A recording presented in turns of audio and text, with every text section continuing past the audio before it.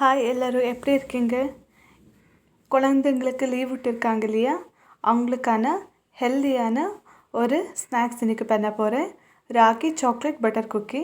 இது சாப்பிட்றதுக்கு எவ்வளோ சாஃப்டாக இருக்குன்னா ரொம்ப சாஃப்டாக இருக்கும். நான் இங்கே 1 கப் அளவுக்கு ராகியை நல்லா ரோஸ்ட் பண்ண போகிறேன். பாருங்கள், இந்த மாதிரி நல்லா ரோஸ்ட் பண்ணணும். 4லேருந்து 5 நிமிஷம் வரைக்கும் நல்லா ரோஸ்ட் பண்ணி எடுக்கணும். இப்போது ஒரு பவுலில் நான் 100 கிராம் பட்டர் எடுக்க போகிறேன். பாருங்கள், இது வீட்லேயே செஞ்சது. நல்லா பட்டரை மிக்ஸ் பண்ணணும். இந்த மாதிரி விஸ்க் செய்யணும். 5லேருந்து 10 நிமிஷம் வரைக்கும் இந்த மாதிரி விஸ்க் பண்ணி எடுக்கணும். இதில் 1/2 கப் சர்க்கரையை பவுடர் பண்ணிட்டு போடுறேன். இப்போது இதையும் ஒரு 5லேருந்து 6 நிமிஷம் வரைக்கும் நல்லா விஸ்க் செய்யணும்.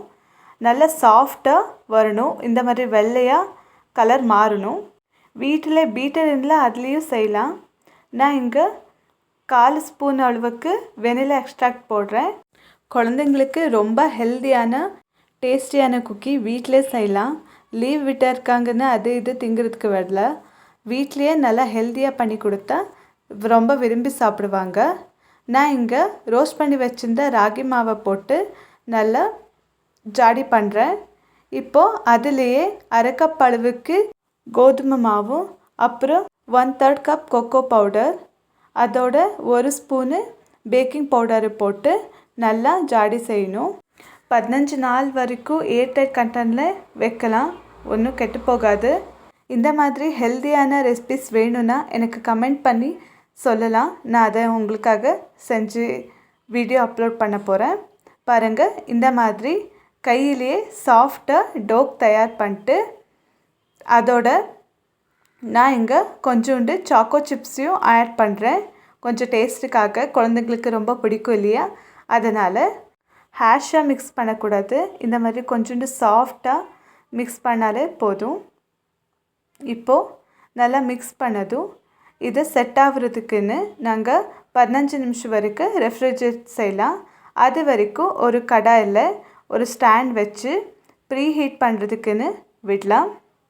நல்லா ரெஃப்ரிஜரேட் ஆனதும் ஒரு ஐஸ்கிரீம் ஸ்கூப்பில் கொஞ்சோண்டு இந்த மாதிரி மாவை எடுத்து ரோல் பண்ணால், ஐஸ்கிரீம் ஸ்கூப் வேணும்னே கிடையாது, ஒரு ஸ்பூன்லனா செய்யலாம். நான் இங்கே ரவுண்ட் ஷேப்பில் குக்கி செய்ய போகிறேன். உங்களுக்கு பிடிச்ச ஷேப்பை கொடுத்து நீங்கள் குக்கி செய்யலாம்.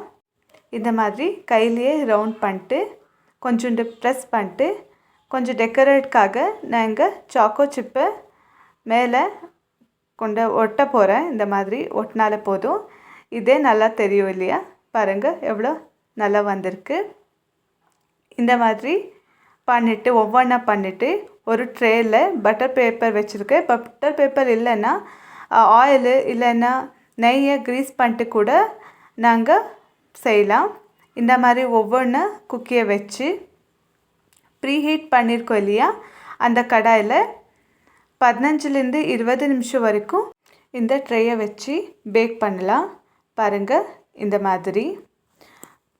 நான் என் குழந்தைங்களுக்கு வெளியிலேருந்து நிறையா குக்கீஸு, சாக்லேட்ஸு, பிஸ்கெட்டுன்னு எல்லாம் எடுத்துகிட்டு வந்து கொடுக்க மாட்டேன். ஏன்னா அவ்வளோ ஹெல்தின்னு கிடையாது.